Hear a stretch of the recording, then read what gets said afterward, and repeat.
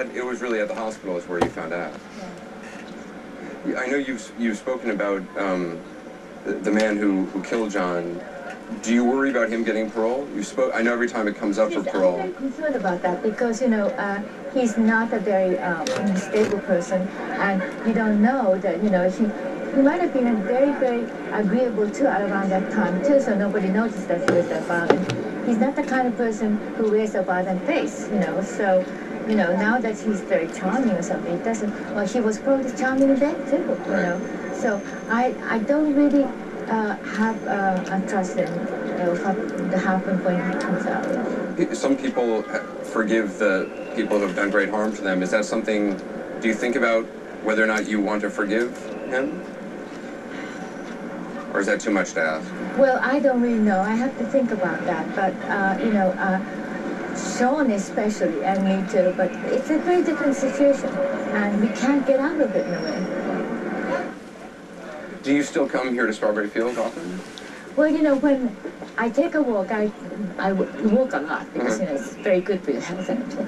So when I take a walk in the morning, of course I pass here, just checking, everything's all right, that kind of thing. Yeah. What's your feeling when you come here? Well, I feel good that I made this tribute to John. I mean, this is a tribute to John, and I realized that it was very important to do it. I think a lot of people don't realize Strawberry Fields was actually a real place that John used to go to as a child. You see, the thing is, John was raised by his Aunt Mimi, and his mother was somewhere else, and his father was somewhere else. And so, and Strawberry Fields was the orphanage right next to it. In tribute for John Lennon he was a bad boy, Yoko. he would say, well, you better be there. The Beatles. I'm going to send you there. To the orphanage. The orphanage.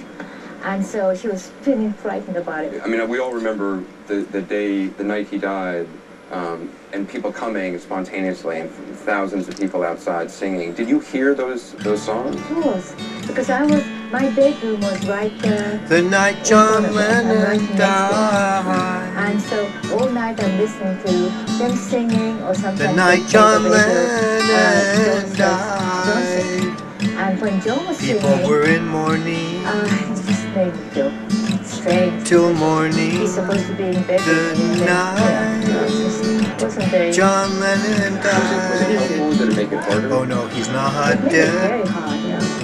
Oh, that's what Yoko said. That Mark David Chapman had actually spent the day outside. That's what Yoko said. Seen you and she didn't want to believe that he was dead at the hospital when they told her. And she found out, she said, no, you gotta be wrong, he's not dead. Oh well, John Lennon, he still lives. He lives in our hearts, the songs that he sang then. Oh no, John Lennon ain't dead. I know he's not dead. Well, that's what Yoko said. Well, ultimately she had to take it in, but in the beginning there was no end. She said, no, that can't be, he's not dead. Oh, well, his spirit lives on, and she does her pilgrimage. Every day she takes a walk along the way they went. Every day, John Lennon, Yoko, oh no. This has been Paul Beckman, PaluRainbow Song, creating a song. It's October 20th, 2010.